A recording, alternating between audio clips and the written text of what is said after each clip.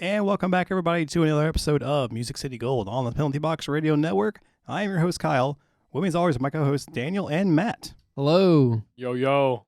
So, Matt, how are you doing today? All right, Kyle.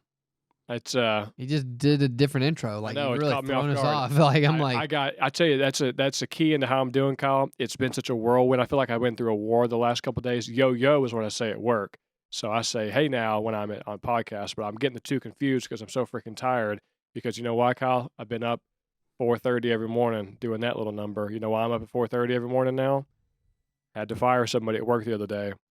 So I don't recommend that experience to anybody. And this one, sometimes in life you have it easy and sometimes you have it hard. And that was one of those hard ones that the employee I fired was like, had to call security on her to walk her out the building because she was yelling and screaming and cussing and threatening employees and making a scene in front of all of the bigwigs of the hospital, in front of the administrative boardroom. And I don't recommend that experience for anybody. So it's been a bit of a whirlwind for me lately.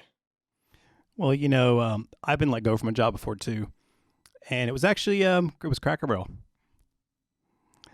back in the day. And I was not serving. I worked for the corporate office, and I got a better job. They were like, hey, you got this job. Congratulations. Wish you well. We're going to walk out the door right now. I had a free 2-week vacation while waiting for my next job. It was fantastic. Got paid for both. Love it. Wouldn't recommend doing it, though, without a backup plan. But, so you've let go somebody. I've been let go. Daniel, you've been let go somewhere before?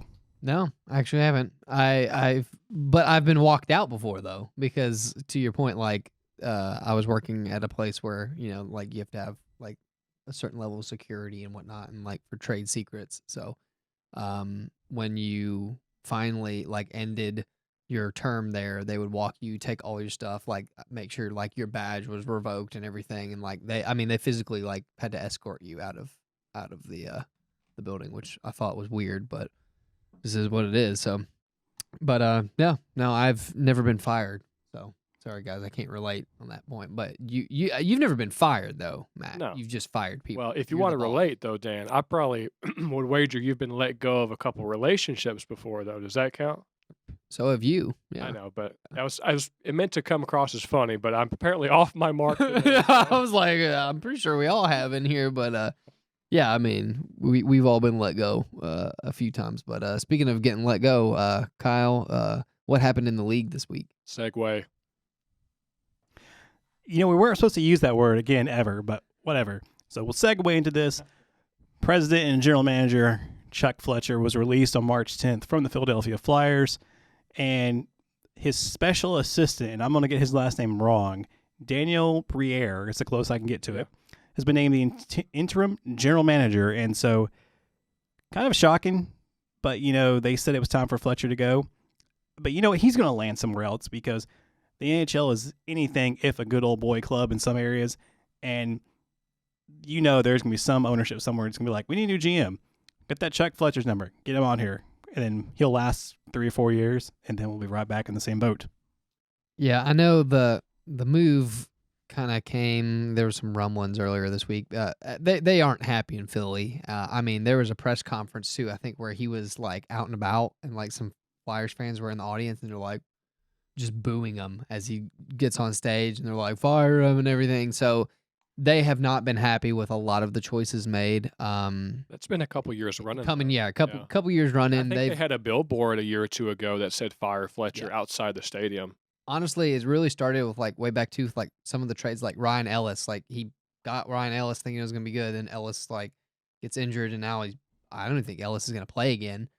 And so you have all like these players that he kept acquiring that just haven't been panning out, and then there were some that they were trying to get rid of because like they're trying to enter rebuild, and like they didn't think he got enough for them.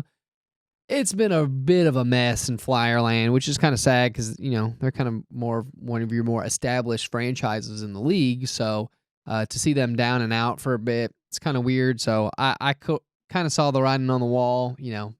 It's time for some new management. Definitely the opposite of what we were talking about last week, where Poyle was kind of like a nicer transition. Like this was definitely like, no, like you got to step down. We need someone in here. And honestly, I don't even know who this backup person is. And honestly, do you think they're going to stick or they're just gonna go find somebody else. I feel like there's been a lot of turnover for the Flyers recently, including coaches. So I don't know. What are your thoughts on that? I can't really speak well. I don't know quite enough about it in the details of how they've been feeling with the organization. I don't know how close uh, Daniel Briere was as far as grooming him to take the job. So it definitely could be a situation where they might look elsewhere and just keep him as an assistant for a couple years, because I don't know how many years he's been with the organization. So it wouldn't surprise me if the new guy comes in, if they do in fact choose a new GM and they get rid of him and he just kind of cleans house and just picks his people to come in and clean house and start things fresh. So seems to be what they needed in Philly. It seems to be what they've needed for a couple years. So at least they're finally, it's the year of just doing things crazy. So might as well go ahead and blow it up in Philly, if you ask me. Yeah, just looking at this, actually, he was 24th overall pick for the Coyotes. So he's had a pretty established career as a center, and now basically as far as management's concerned, though, I don't know that he's had that much managing experience. It says after retirement, he remained involved in the Flyers organization in 2017. So basically, he was running day-to-day operations, and then Comcast bought something to move to Maine, and he began to do that. So he was named special assistant to general manager on March 2023. But what's interesting is that That's it. it's special assistant to the GM. It's not assistant GM. Yeah, I know. So It's like Dwight Schrute, and it's like assistant to the regional manager. So Yeah. I feel like there's less credibility involved yeah, as far as that's concerned. he doesn't really have he doesn't have coaching experience, that's for sure. He just has a little bit of playing experience and very minimal management experience. So Yeah, I have a think they feeling look somewhere else. I have a feeling that this is definitely like an interim position. I mean, it's nice having somebody who's been a part of the Flyers organization. Don't get me wrong. I can see why they did that in the meantime, but I have a feeling that they'll start shopping around come summertime. So, But I'll tell you one team that's having good luck this year with, from management on the way down. And Matt, that is your team of boys, the Boston Bruins. That's right, Kyle. They reached their 50th win in 64 games. They are now the fastest team in NHL history to reach 50 wins. And then they also made the playoffs that same time. And they're the third fastest team to clinch a playoff spot. And without looking at the notes, if you've read my notes, who are the top two teams above them to do it? In history? Yes. To clinch a playoff berth? Faster than them in 64 games. Can you give me a year? No. No? I have no idea. Okay, well, first year. Maybe an Islanders team. So the second team is Dallas Stars with 53 games. What? 98-99 Dallas Stars made it in 53 games. then Okay. I'd say the Wings after that, the record year for the Wings. Oh, yeah. That would make sense. But outside of that, I mean, yeah, the Stars are a weird one because I think that was just a down year for all the other teams. So wasn't like high points wise, so they clinched early. Where Boston's just been on a heater. I mean, like, what are they? They're the first team to reach, the fastest to reach to 50 wins. points. I mean, And that's crazy. In NHL history, I mean, this is an historical year for the Bruins. I mean, what we're seeing is history being made in you front could of us. argue they're the best. That makes them the greatest team. So Well, we got to see where they finish because they did lose to the Red Wings the other night. So they still got right, they buddy. still got to finish the season strong to be able to claim the record as But this. it's kind of like 2 years ago or whatever it was. The Lightning had the best record at the end of the season, as they tied the record for the Red Wings for whatever that year was, but they never won the cup. So Detroit won the cup that year, so that makes them the better team. But if Boston not only is the fastest team to 50 wins, but also the fastest team to 100 points, that means they've gotten to a level of greatness above the competition faster than any other team. So you could make a case that makes them the greatest.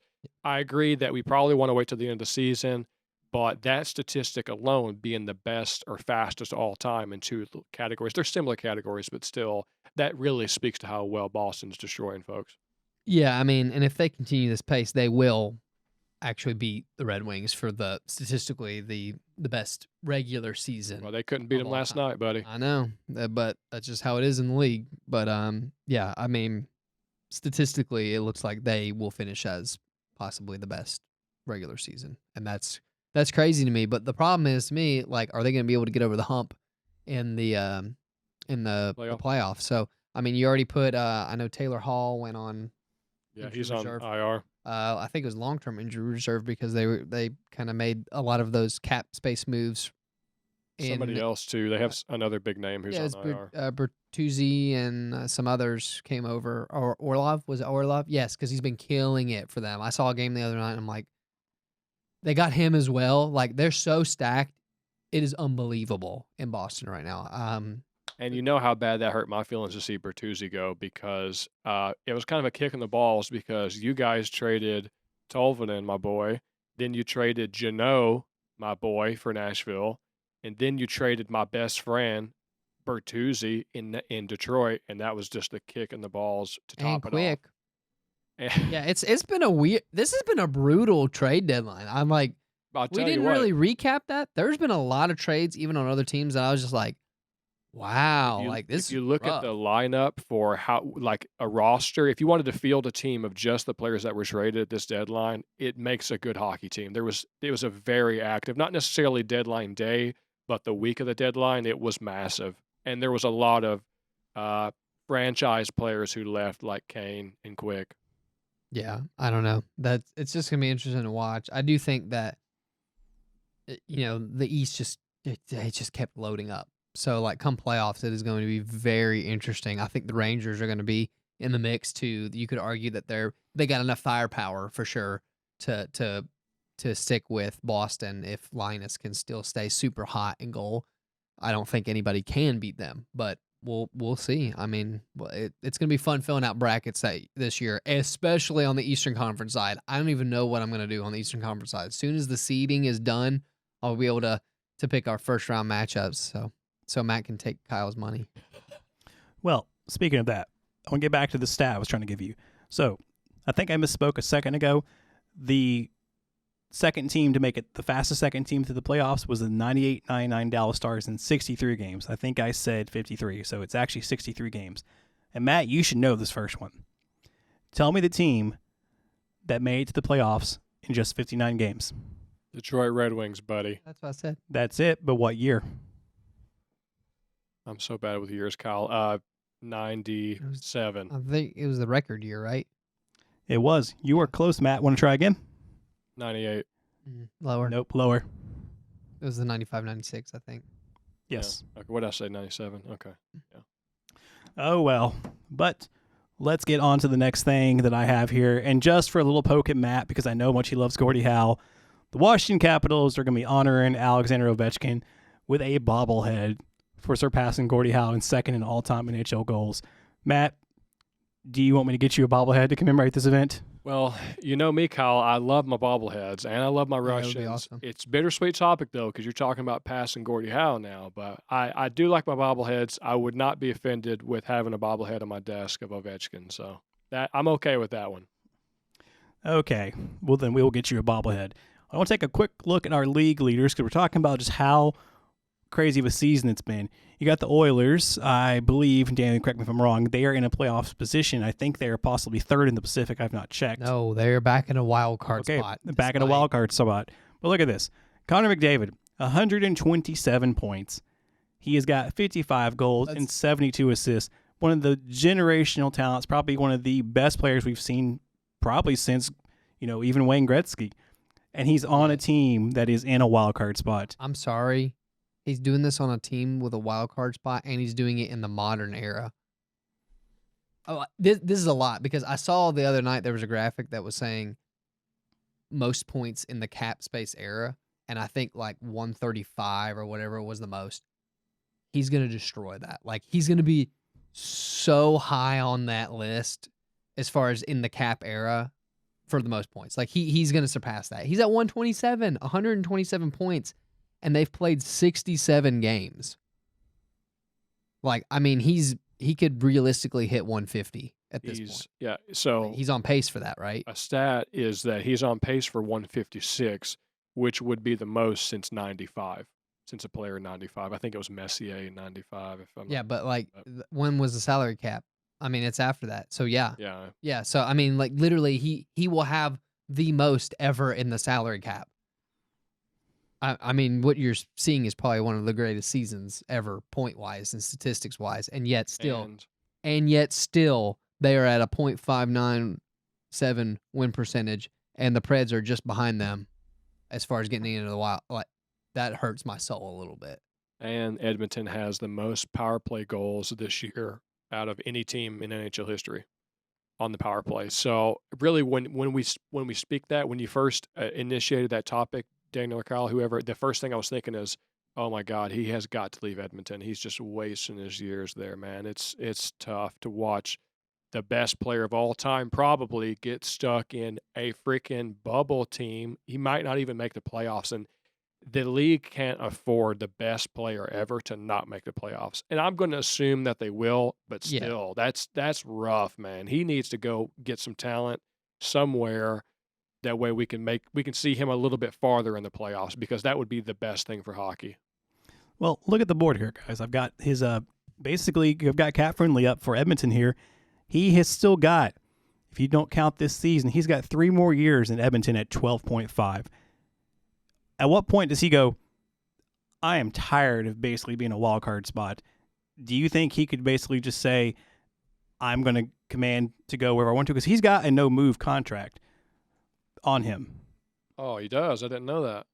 But I mean, he could waive whatever and go wherever he wants. But the problem is they have not been able to secure any sort of defense around him. Now, we can argue that the Matthias Ekholm trade was to try to bolster that and keep him there, and there are people arguing that. But it's still not reflecting in the standings still. Like, I think, honestly, their problem is goaltending. That's just me. I think Campbell is not that great, and they have him at $5 million a year for how long? And he's 31.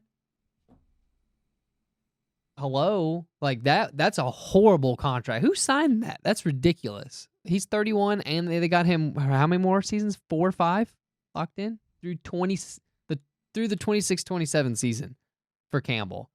And I'm pretty confident his stats are not that great this year. Are you looking it up? Yeah. Out of 47 goalies, he's 42nd in goals against average. That's great. And you're paying him $5 million. We're paying UC Saros the same amount, pretty much.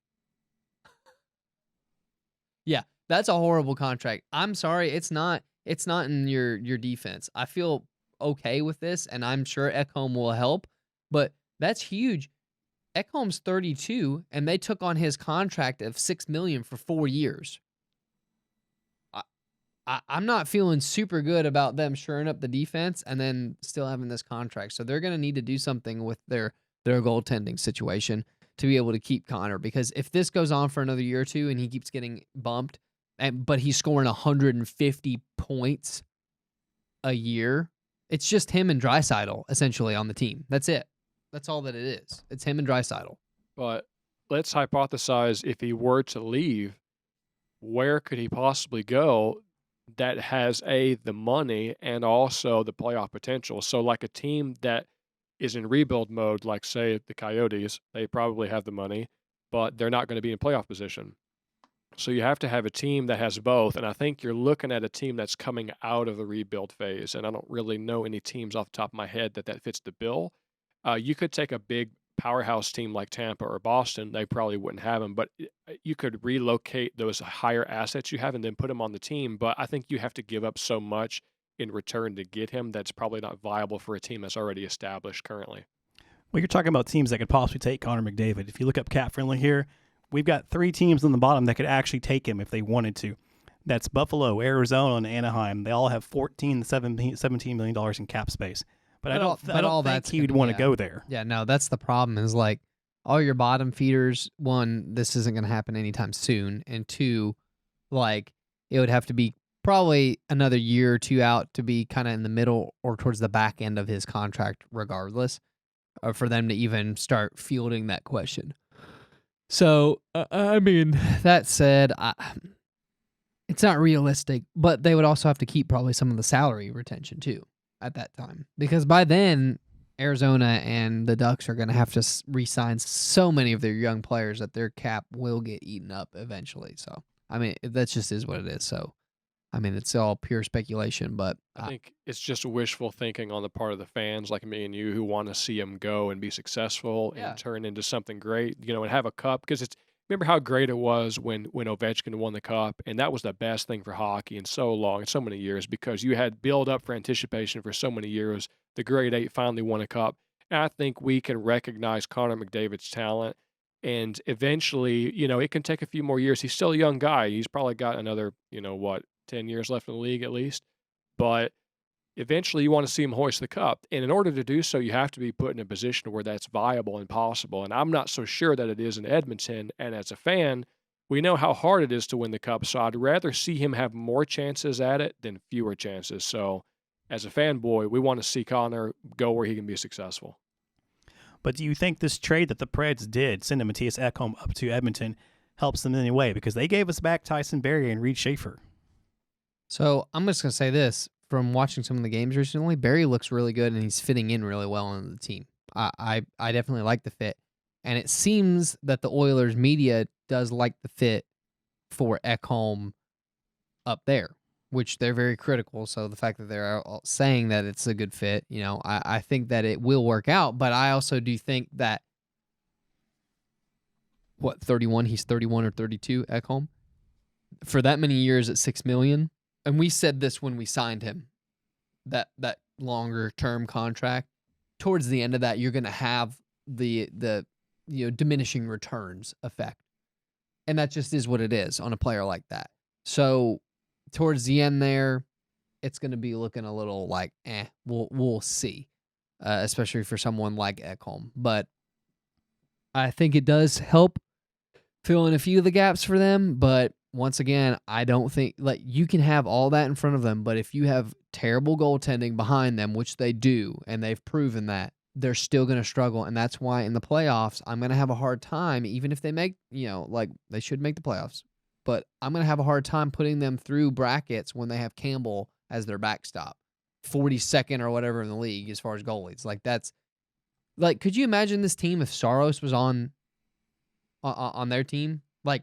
They're winning the cup. You know what I mean? That's how crazy your goaltending can be and the difference maker for them. I mean, the fact that we're still in a position to possibly make the playoffs for the Preds is a big tribute to Saros right now, because he's like second, or he's anywhere from first to third on, depending on what analytics site you use, for goals saved above expected this year. So once again, it's just crazy to me how one important position, and this just goes back to our point of not trading Saros. Yeah, I'm not trading. I'm not trading away a good goaltender, because people like Edmonton and the Edmonton market know how hard it is to find a good goaltender, because they can't find one to save their life. Well, speaking of good goaltenders, let me segue that to our boy Jonathan Quick. Wanted to talk about that for a moment. So, franchise player in the LA Kings. He's won 2 cups. I think he's got 2 Vezinas with him as well. He gets traded. It wasn't for future considerations like Fleury got, but he did get dealt to Vegas, which is where good goalies go to die, because that's where Fleury got stabbed in the back at. But it's interesting, not only to the fans consider that move as disrespect, because he's one of the top 4, players who have been there and won the cup, he's one of the faces of the franchise. To see him get dealt, and it's especially odd. Now, preface this, he's had a horrible year. Out of, say, 30 goalies, he's like, or maybe it's on the 30th. I saw a stat that was out of the 30 teams, he's like 30th or 31st or so in the league in stats. So he's had a poor year, but Kings are in the playoffs right now. So it's very interesting that you're going to deal your franchise goalie while you're in the playoff picture. And you could say, well, Quick's not been good, so we're shoring up our weak spot. Yeah, but what does that do to the team chemistry when you get rid of almost like the team captain? I mean, honestly, who's been there for so long. What does that do to the morale in the team? Now you got to make gelling. There's a huge communication between the goalie and the defenseman. What does that do to the morale of the team when they have to rework how they do the plays, how they communicate with the goalie? What kind of mojo is that going to throw off or on when you're 4 weeks away from the playoffs? So that was a very interesting move, and the fans didn't really appreciate it. I can see it like as a business deal, saying, "All right, we got to shore up a weak link." But man, that one kind of hurt me. So to your point, we actually said that when the trade was made that I don't think it motivates the team. The team was super mad, by the way. Everybody was that they were doing that. So that's not a good way to motivate your team going into the playoffs. But I think the funniest part is they traded him technically to Columbus first. So that's where we have to kind of follow the breadcrumbs. It was to Columbus, and then Columbus in return flipped because they're like, we don't need one. We just got rid of a goaltender, and we're not anywhere near a playoff spot.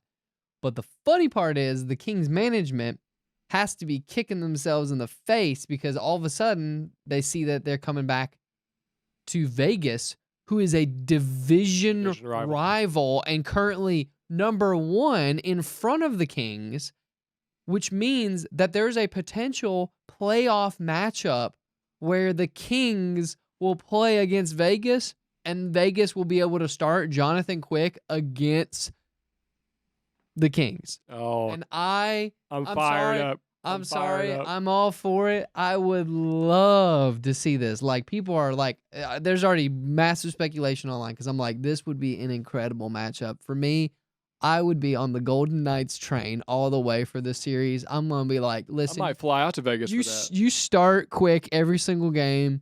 I bet you he would even have a shutout or something just to rub it in their faces, and it would be the best thing ever. Could you imagine that storyline? Like, he comes in and just smokes his whole team and then bumps them out of the playoffs. I'm here for it, Daniel. I'm freaking fired up, dude. I'm so going. If they do that, I'm so going to Vegas. We're booking tickets. We'll fly up Vegas, baby. Yeah, I was sitting there looking at that the other day, and I'm like, Kings management was like, oh my God, like, you got to be kidding me. That's rule number 1. They literally flipped them right back. Columbus is like, we don't need them. Hey, send them back over to Vegas. This is going to be fun to watch. We're going to be on the golf course anyway, so we want to watch this. Yeah, send it. So, I'm here for it, but I mean, I don't like what they did to him. Obviously, I don't think anybody did, but yeah, come playoff time, I'm going to be glued in to some of these series, and that'll be the one from the Western Conference that I'll actually want to watch besides all the Eastern Conference matchups. So, well, how about watching a Preds playoff? That is if we get there.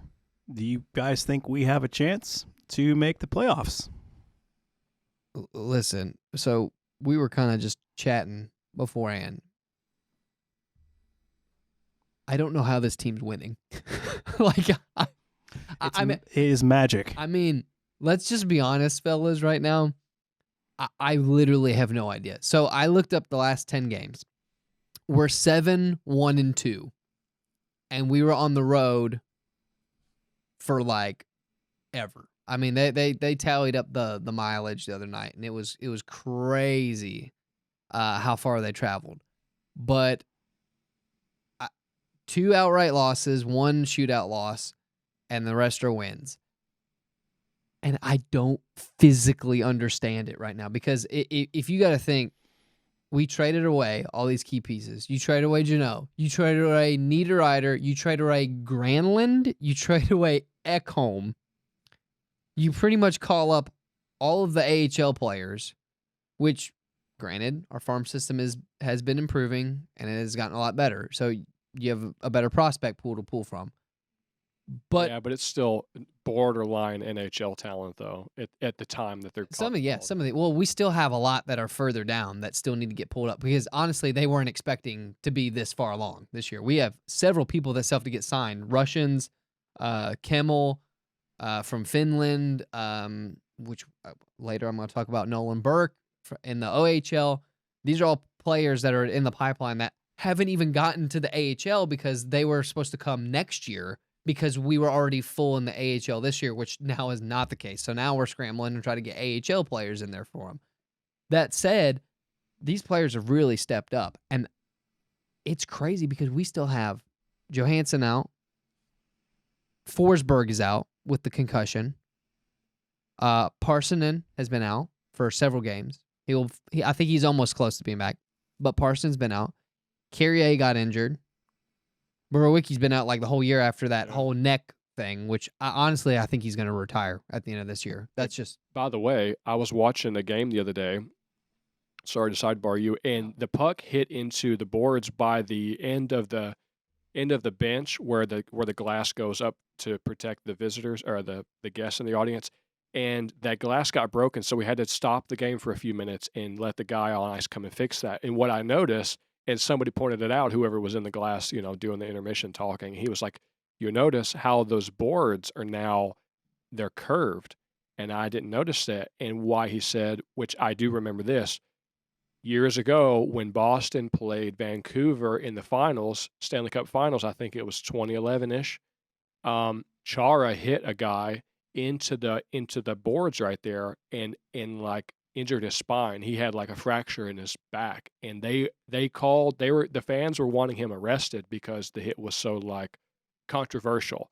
But that being said, so he breaks his spine basically on those boards, and now a couple years later, I don't know when this got implemented, but now apparently all the boards in the arena are curved just to prevent that type of situation in the future. That way, it softens the blow a little bit. And I thought that was very interesting. I didn't even notice it; kind of slid under the radar. But yeah, yes, Borowiecki and company have definitely been injured. I think Borowiecki's done, quite frankly, because like it happened and we haven't heard anything since.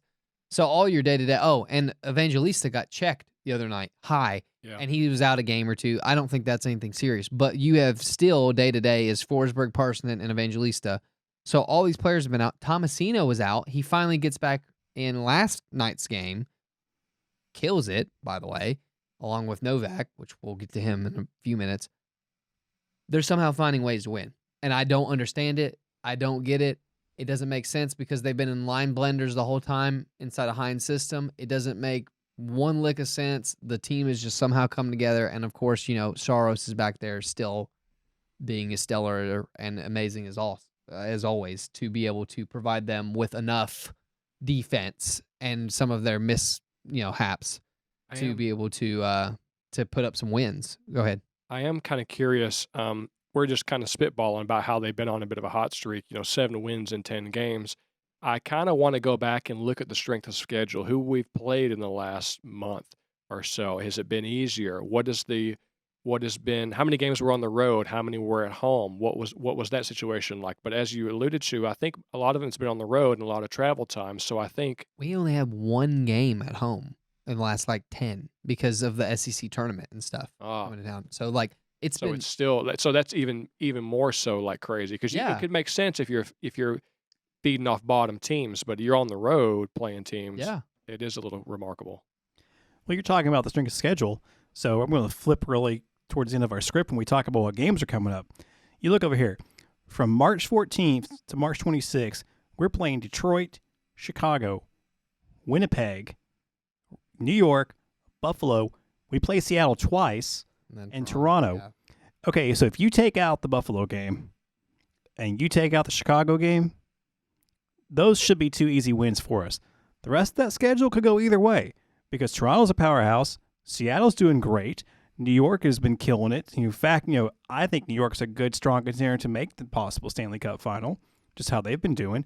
And Winnipeg, we can't catch up to Winnipeg to save our lives. So, but this is the thing. So this is the problem: is Winnipeg has been trending down. So, as of last episode, I did not think the Preds had a snowball's chance at anywhere coming close to making the playoffs. But the problem is, the Jets went on the opposite streak of the Preds all of a sudden. So, after Colorado's crushing right now, they're right now in a wild card spot, but they have a ton of games at hand. So, after Colorado wins tonight, that puts Winnipeg back down into the wild card spot. We have 3 games at hand on Winnipeg. They have 79 points. We have 73 points. Which blows my mind because at one point, Winnipeg was up there with Dallas, remember? A month or 2 ago. They were first and second in the Central, and now they've slid all the way down to the second wild card spot, which seems like. And then on top of it, here's the kicker. The Preds play Winnipeg 2 more times this year. So it is actually very statistically possible that the Preds could get in, barring wins. But that's the thing is those 2 games are huge. The game Saturday is against Winnipeg. they have to win it. Like, the Preds have to win it. If they win it in regulation, that's a 4-point swing. And then now Jets fans are, like, freaking out. So that's the thing is, like, it is still a long shot. It is a very slim chance. But the fact that they even have a sliver of hope at this point is impressive. Yeah. Considering all the change, we just shipped half our team away, and it's AHL players. It's mind-boggling that we still have a chance. But that's what makes me mad is because you give me a glimmer of hope, and then you went into rebuild mode and turned over 50% of your roster, switched the GM, trading big players, and now all of a sudden you're doing better than you were a month ago. It's confusing still. And we were talking about identity in the GM office of having a direction where we're going. Well, now I feel like last week, okay, we got new GM Barry Trotz coming in. He's going to give us a direction. We're going into sell mode. Well, now all of a sudden we're talking about maybe in the playoffs again. Now all of a sudden we're convoluted in what direction we're going again. No. That's not convoluted. That's just called like, wow. This is just a great benefit of calling up players and they're happy to do good. Yeah. Like you still got all your picks. There's nothing wrong. Like you still get how many draft picks we have in for 12? We have 12 picks this year in the draft. Maybe it's not a back and forth as far as the franchise is concerned, but so much as it is as a Preds fan is concerned, I was kind of already relegating this year to, okay, we're going to go in rebuild mode. We can calm down a little bit. Well, now you're getting my hopes up a little bit. Hey, we might can be in the playoffs. So now I'm going to get excited again. And I'm like having to do this emotional toing and froing there. Honestly, I don't care because at this point, like you did commit to it. And then the fact that you might have a chance is just kind of like the cherry on top. Does that make sense? Like Yeah. All I care about is guess what? You're putting in young players that you should have done a long time ago because we've been preaching that we wanted the younger players in there. Well, guess what? He pulls the trigger finally. We put all the young players in, and we're now winning. And like, okay, that's fine. I'm okay. I don't even want to make the playoffs. But if we did, it's just kind of like a nice consolation prize for doing it. And the group is so young. Let them have the play time. I don't care. Like, this is all good for them because they need to build that time anyways. Like, I could care less. I think, honestly, this just shows you where my headspace is as a Preds fan, that even when they're winning now, I'm still upset. It's just ironic. I think I've just been done dirty this year as far as the Preds are concerned. So even if they are winning, I'm still kind of mad, and I'm like, I've got a chapped attitude about it. But, yeah, excellent point, Dan. It is a cherry on top. Even when you don't expect it, it's awesome. So you're playing with house money. Yes, that's a good way to put it. That's the thing. Is like you have nothing to lose at this point, and you're not. Once again, because you didn't really tank, you were somewhere in the middle most of the year. It's not like you're going to have a high draft pick anyways. So yeah, I don't care. Go out there and win all the. They could go 100% the rest of the way and somehow eke into the playoffs. I don't care. Like. That would be cool. I would love to see them in the playoffs to keep their streak going of how long they've been in the playoffs. But, like at this point, they're putting in the youth. That's all I could ask for. They're putting in the young guys. They're actually converting. They're being productive, and they're getting great times, which makes me super excited for next year because, like, that's a good building block for next year because we still have all the pieces. We have the draft picks. We get better draft picks this year. We also get, we could offer sheet somebody, which we haven't even talked about. Like, that could really jumpstart the program. So, like, what were you going to say, Kyle? Well, I actually wanted to lead into that because if you look at the Preds right now, every week, or every 2 weeks, I should say, we go across what's the top 5 Preds players in points. Yep. Roman Yossi's 58 points. Matt Duchene's 51. Forsberg is third with 42. Then we drop off the Ryan Johansson, who's probably out for the rest of the season at 28. And then sneaking up out of nowhere, having a breakout season is Tommy Novak with 27 points and got the overtime goal in Anaheim last night, which, Matt, if you didn't watch that overtime, that's how overtime should be. It was constant, it was nonstop. Back and forth, breakaway chances on both sides. No defense. Yeah, literally no defense No whatsoever. defense. Maybe it defense. was just goaltenders and 2-on-1 the whole time. But here's the question.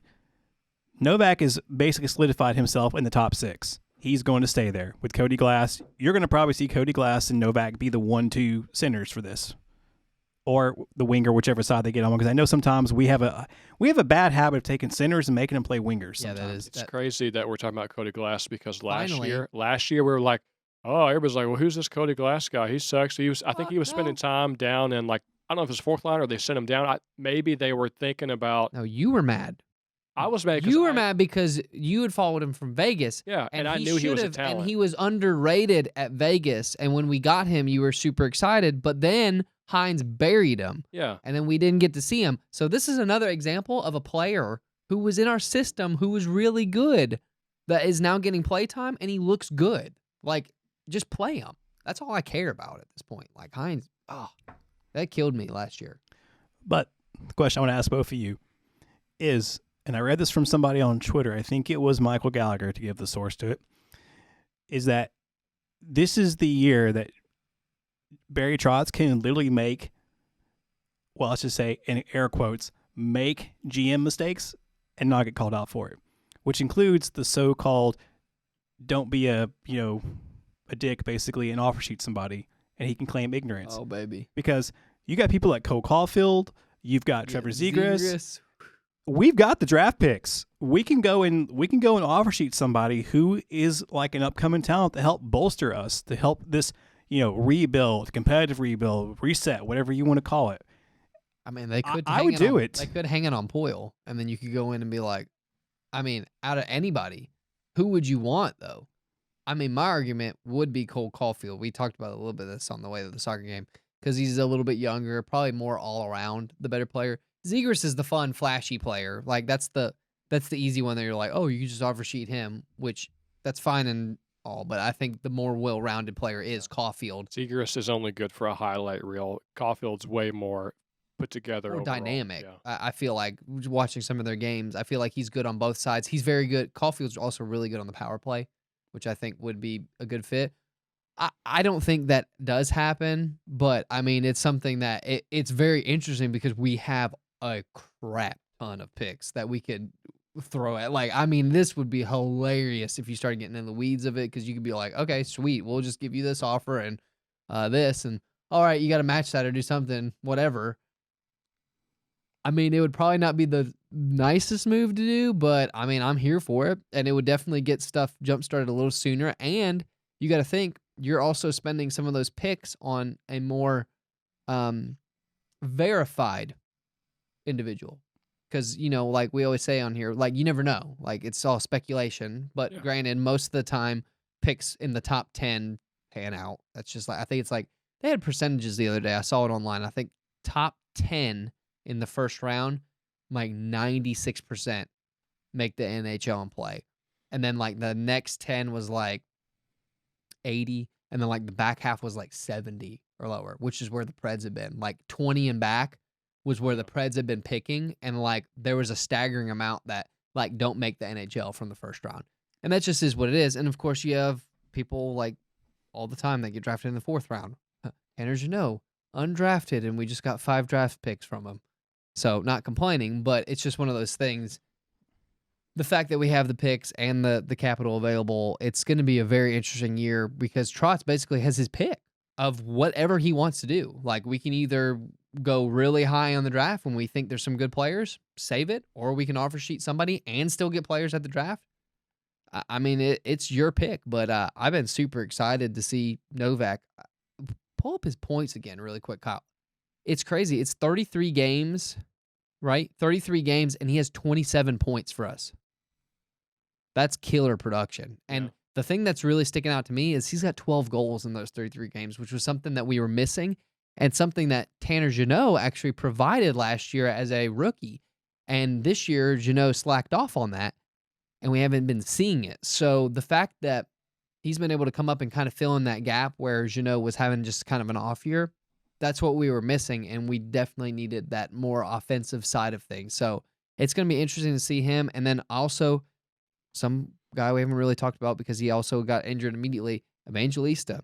He comes up, Matt.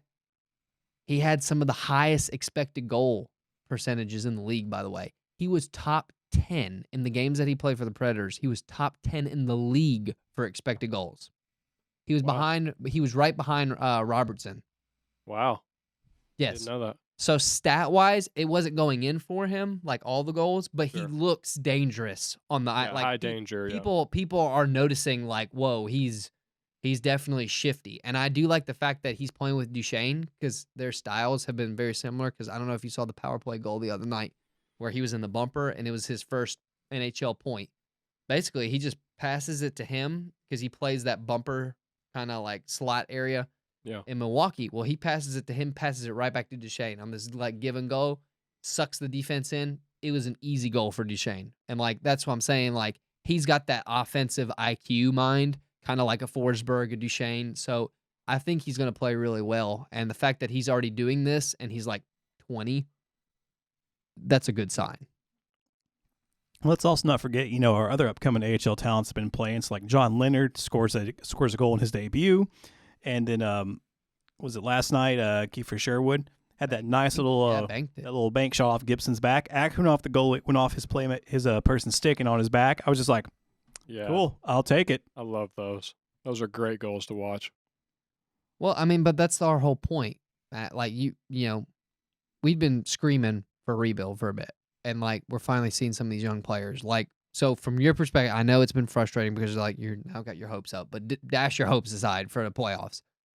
Like you have to admit, like I think these young players are stepping up in a big way, and you have to be kind of excited for the future if this is already where they're at, even in the Heinz system. Yeah, that's exactly my point. It is remarkable that they're doing that. And I'm glad you can kind of like, you've been kind of hyping them up for me and speaking their praises and make me think, oh, you know what, that is right. Yeah, they have been on fire. They have been kicking some butt.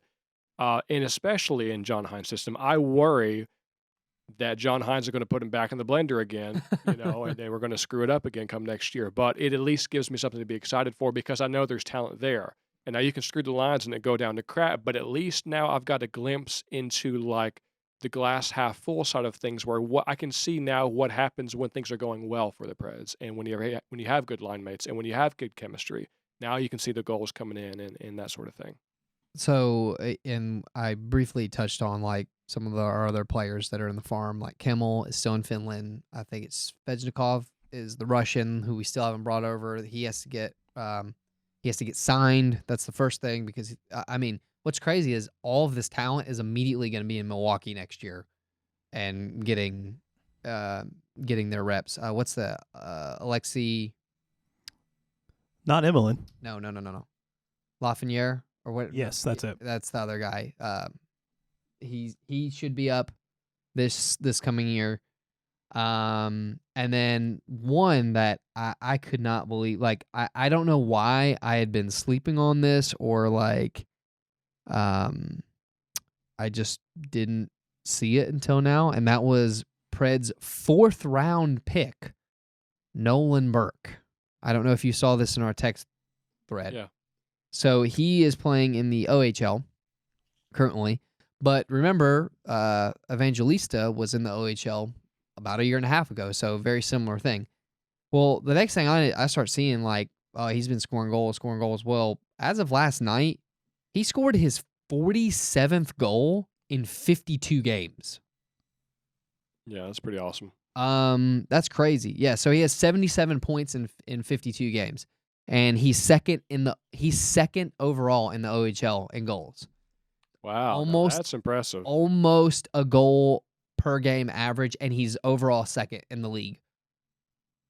Kind of one to watch out. Remember, I was talking about Evangelista, and boom, all of a sudden, like he's all the way up on our team now. This is another one that you need to watch because I have a feeling they got to already be looking at him to promote him to the AHL, and then they're going to take a good look at him next year, given all our vacancies. Yeah. So you might see him at the Preds development camp next year. That's how quick, because Evangelista did the same thing. He went from the OHL because Evangelista was literally top in points in the OHL a year and a half ago. And then all of a sudden he made the jump, and then he was in the Preds development camp at the start of this year. And then sure, by golly, like we throw everybody to the wind. Now he gets the call up. This could be a very similar situation. I'm just putting it on everybody's radar now so you can mark yourself another boy. It's a good call there. Up. But 47 goals in 52 games. Be on the lookout for Nolan Burke, a 4th round draft pick. So that's looking like a steal right now. So I said this a couple episodes ago. It seems like the Preds have drafted really well the last couple years. But the problem has been the utilization of the talent. Sure, yeah. And I think they got all the pieces. They got a new GM who's ready to implement some stuff. Poyle, despite all of the crap we've given him, he made the right moves to initiate rebuild. We have a ton of picks on top of a good prospect pool. The one thing right now that is just kind of the X factor for me has to be the coaching position with Hines. And who knows where we end up at the end of the year. I'm curious if we see it fall in the offseason. Yeah. It'll be very interesting because if we, oh man, that's my problem right now. It's like, what if we somehow squeak into the playoff? And then it's like, you try to keep them another year. See, that's my thing is like, I don't know. I think at the end of the year, they're probably going to reevaluate it to begin with. But it's just something to look out. Oh, by the way, fun fact. You know when the Preds power play started getting a lot better, like a couple months ago? That's also the same time frame that Trotz signed on to be an advisor and basically come in as the new GM, and he also was helping coach Hines on the power play. Coincidence? That's very interesting. So, by the way, the Preds power play has been a lot better since January, if you haven't noticed. And January was when when Trotz made it official that he was coming in as the next GM. And we know for a fact, given the report from one of the guys, I think it was one of the writers in Nashville, said that he saw Trotz meeting with Hines and he was going over like whiteboard stuff on the power play, specifically the power play. And the power play actually got better since January. That is a good call out, Dan. Wow. So, yeah. And that's usually something the GMs don't get that in the weeds with the playmaker. Yeah, except he's the most winningest coach of all time. Okay. Yeah. What a bad idea. So what a good call out. So I just wanted to throw that out there. Trotz might be riding on a little bit of extra success on the power play from a better coach. I'm just going to put it like that. And like I said, the writing might be on the wall that, hey, if I'm having to coach you on how to coach, I might need to find another coach. We'll see. But I'm just saying, I think that the last piece of the puzzle is the head coach, in my opinion. You good? Well said, Daniel. It was like poetry in motion. I really enjoyed the last 10 minutes of our discussion. Well said, buddy. And so, Matt, we're getting ready to close the episode out. We got a few minutes left. What kind of stats you got for us? Oh, stats, Kyle. It's been a beauty for stats. Let's see. What do we got here? I'll start with your boy. Roman Josi now has his 6th 40 assist season. That's the most in Preds history, of course. My boy, Brad Marchand. Guess what? You know who his locker mate is next to Brad Marchand's locker? New kid in town? Bertuzzi, buddy. They're locker mates. You couldn't give me a bigger hockey boner if you wanted. So, in continue with that, Marchand is now his 10th straight 20-goal season. That is tied for the most in Boston Bruins history for my boy, Brad Marchand. And Erik Karlsson having a rejuvenating season, of course, again. Even looks a little bit younger, too. I think he trimmed his beard down a little bit. Now he's the 10th D-man to 60 assists, and he's the 10th D-man in history to have 60 assists in 63 games. He's only the second person in the last 28 years to do so. The only other person, your boy, Roman Josi, back in, I think that was 22 season, which is the season. So up until that point, Josi was the only person to do that in the last 27 years, and that was the year he still didn't win the Norris Trophy. So F off. Oh, I'm still gosh. salty I'm about that. Yeah, I cannot believe that. Also, defenseman Canuck Quinn Hughes, who's awesome, is now the fastest D-man in history to have 200 career assists.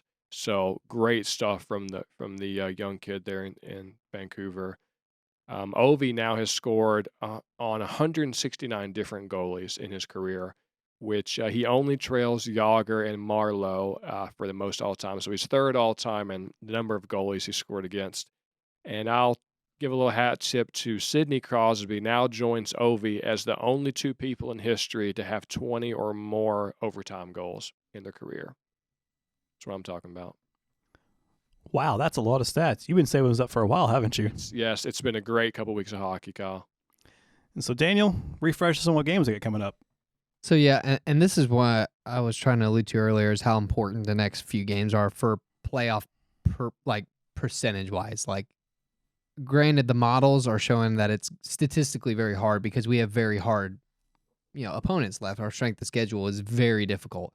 So, like, we have a very low percentage. But it's Detroit, Chicago, Winnipeg, New York, Buffalo, Seattle, Toronto, and then Boston. But this is what's interesting is this week in general, okay? And I just wanted to point this out here, given our wild card race.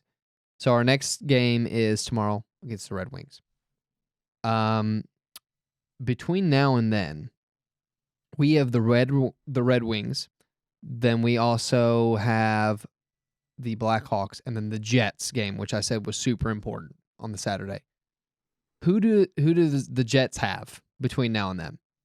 The Jets have Carolina and Boston, two of the best teams in the NHL right now. So stat-wise, they could probably lose both of those games. What is crazy is by the Saturday game, if the Preds take care of business on the next two, which they can because it's the Red Wings and Chicago, but we can't count anything out. If the Preds take care of business and the Jets get beat the next two games against Carolina and Boston, that game will be a flip-flop game as far as standing. And if the Preds end up winning the game in regulation, it would actually bump them into a wild card spot, which I cannot believe I'm actually saying that. But it is actually possible by that point in time to have a 4-point swing. And then anything can go the rest of the 10, 15 games. But, I mean, like I said, we have 2 more games against the Jets. So that's pretty much your playoff chances in a nutshell. Outside of that, who knows? Because it's going to be a crazy final stretch here. Hopefully we can get some players back, too. My goodness. It's been terrible. And if we don't get any players, I got the perfect solution. We're going to get Matt lace up on the ice in Bridgestone for the Preds. What do you say, Matt? Lace him up right here if Daniel says that Detroit game's an easy win. I didn't say it was an easy win. All right. I said you can take care of business. All right, that's more you like got to take care of Show business. some I will respect. say this, though. What has been happening to our players getting hit in the face here recently? Have you noticed that? McDonough got hit in the puck, with the puck in the face 4 games in a row, and then Sissons, I don't know if you saw this or got to watch the Ducks game. He got high sticked up almost near the eye, and he ran off the ice bleeding. I mean, literally they had stoppage of play for 5 minutes because they were scraping off all the blood. And guess what? He got stitched up, came back in the third period, rallied the boys, and ended up getting the assist on the game-winning goal. Or, well, it ended up actually being the tying goal because the Ducks came back, but it was a needed goal. But he came back, and I was like, that's a good hockey play right there. Get the stitches and come back in and contribute to the team. And I think that's part of the reason why they're still so successful right now is this team's hungry for whatever reason. So, well, you two can take your discussion about the Preds in Detroit after we get done with this outside and take it out a little schoolyard brawl. But, guys, that's the show for today. If you like us, you can find us at Twitter at Music City Gold, and you can find us on YouTube at Music City Gold as well. And finally, you can also find us at penaltypocketsradio.com. Until next time, we will see you on the ice.